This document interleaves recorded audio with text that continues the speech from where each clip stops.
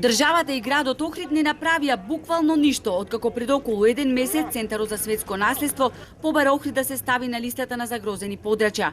Од 19 клучни препораки кои ЮНЕСКО побара да се имплементираат во извештајот на реактивната мисија, се исполнаа само 2-3.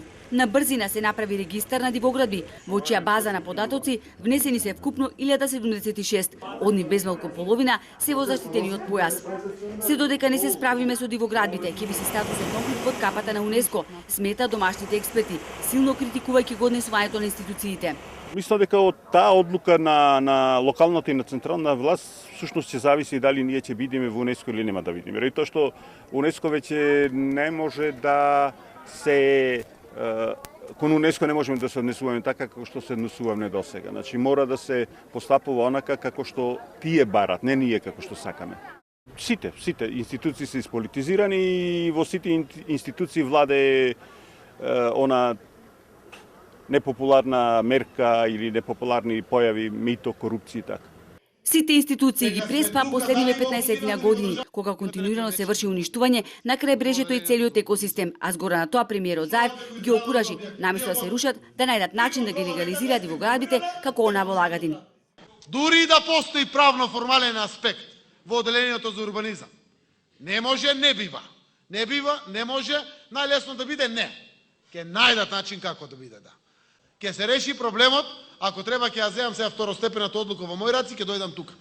На 43-та седница на Комитетот за светско наследство во Баку, нашиот представник во 3-минутното обраќање ќе побара Охрид да се стави на листата на загрозени подрачја, затоа што само на тој начин ќе се свестиме и ќе сватиме со што располагаме и како треба да се менаџира овој простор во Италијски, иако плановите на македонската делегација се поинакви.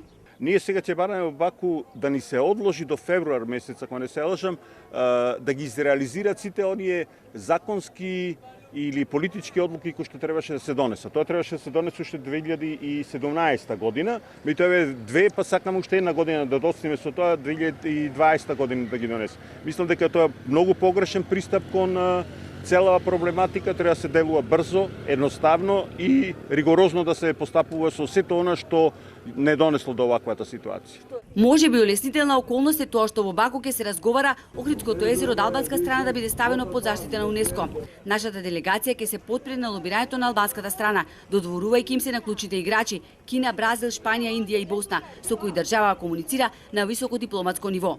Инаку најголемата меѓународна мрежа за заштита на природата и независно експертско советодавно дело на Центарот за светско наследство IUCN од 55 издвои 3 кои препорачува да се прогласат за подрачје во опасност: Националниот парк во Бангладеш, островите и заштитеното подрачје на Калифорнијскиот залив во Мексико и природно и културно наследство на Охридскиот регион, за кој ќе се расправа утре попладне или задутре.